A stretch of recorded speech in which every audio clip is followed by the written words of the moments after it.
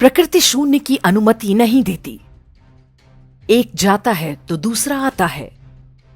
एक उपाय विफल होता है तो दूसरा अपना काम शुरू कर देता है। ये बात उन अब्राहमिक मजहबों पर लागू होती है जो अपने जन्म के बाद से ही भारतीय सभ्यता और हिंदू संस्कृति को नष्ट करने में जुटे हैं। 1000 वर्ष से भी अधिक बीत गए, लेकिन वे अब तक सभी हिंदुओं को धर्मांतरित नहीं कर पाए। कोई गजवाए हिंद चला रहा है तो कोई वेटिकन के पैसे पर जोशुआ प्रोजेक्ट को आगे बढ़ा रहा है, लेकिन यह हिंदू धर्म की शक्ति है कि वो बहुत अधिक सफल नहीं हो पाए। वे जानते हैं कि धर्मांतरण का तरीका बहुत असरदार नहीं है, कई सदियां लग जाएंगी, इसलिए उन्होंने भी अपनी चाल बदल ली है। अब वे हिंदुओं के धर्मांतरण से अधिक हिंदू धर्म को ही नष्ट करने पर जोर लगा रहे हैं। एक बार हिंदू अपने धर्म, संस्कृति, परंपराओं और त्योहारों से दूर हो जाएंगे तो अब्राहमिक गिद्धों का सामूहिक शिकार बनते देर नहीं लगेगी। हिंदू धर्म को समूल नष्ट करने के इस अभियान में उनके 3 सबसे बड़े सहयोगी हैं। पहला, न्यायपालिका यानी अदालतें। विशेष रूप से वो जज जो ईसाई मिशनरी स्कूलों और कम्युनिस्टों द्वारा नियंत्रित विश्वविद्यालयों से पढ़कर निकले हैं। यही वो जज हैं जो दिवाली और कांवड़ यात्रा बंद कराते हैं, लेकिन बकरीद पर शुतुरमुर्ग की तरह रेत में सिर गाड़ लेते हैं। दूसरा, नौकरशाही यानी ब्यूरोक्रेसी। वे सरकारी अधिकारी जिनकी पढ़ाई लिखाई ईसाई मिशनरी स्कूलों से लेकर जेएनयू छाप विश्वविद्यालयों तक हुई है। भ्रष्टाचार उनकी जीवन शैली का हिस्सा होता है। वे ऐसी व्यवस्था चाहते हैं जो लूट पर आधारित हो। जनता के प्रति जवाबदेही उन्हें अपनी बेइज्जती लगती है।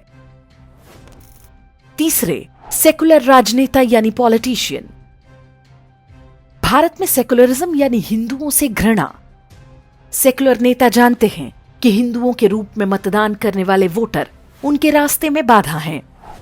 एक साथ इतने हिंदुओं को मार नहीं सकते, इसलिए हिंदू धर्म को नष्ट करना एकमात्र उपाय है। सेकुलर नेता किसी भी पार्टी में हो सकता है, कांग्रेस ही नहीं, भाजपा में भी। न्यायपालिका, नौकरशाही और सेकुलर नेता तीनों की ताकत है सोशलिज्म यानी समाजवाद। ये समाजवादी व्यवस्था ही है जो किसी देश में गरीबी और बेरोजगारी को बढ़ावा देती है। समाजवाद कागजी डिग्री बांटता है ताकि युवाओं में भ्रम बना रहे कि वो रोजगार के योग्य हैं, लेकिन रोजगार नहीं मिल रहा। इसके बाद शुरू होती है एनजीओ, मीडिया और शैक्षिक संस्थाओं की भूमिका। इन तीनों ही संस्थाओं पर प्रमुखतः अब्राहमिक शक्तियों और वामपंथियों का कब्जा है।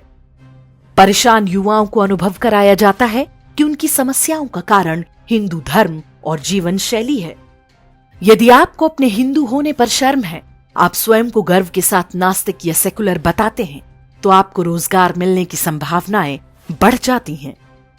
एक बेरोजगार की लाचारी सिर्फ वही समझ सकता है जो इससे गुजर रहा हो। अब आप सोच रहे होंगे कि हिंदू धर्म को नष्ट करने पर लगी इन आसुरी शक्तियों से मुकाबला कौन कर रहा है? पहले, पढ़े लिखे कुछ नौजवान जो इस षड्यंत्र को समझ रहे हैं। दूसरे, वो अनपढ़ गरीब और गंवार लोग जिनकी आत्मा इस धर्म और संस्कृति में रची बसी है। ये दोनों ही पार्ट टाइम योद्धा हैं, क्योंकि उन्हें अपना परिवार और जीवन भी चलाना है। उनके पास कोई संसाधन, कोई अस्त्र शस्त्र नहीं है। किसी भी मुसीबत में फंस जाएं तो कोई बचाने वाला भी नहीं है। समाज में इन्होंने जो जागृति पैदा की, उससे जो लोग सत्ता में आए, वो भी अभी तक किंग कर्तव्य विमूढ़ हैं कि इस चक्रव्यूह को तोड़ा कैसे जाए।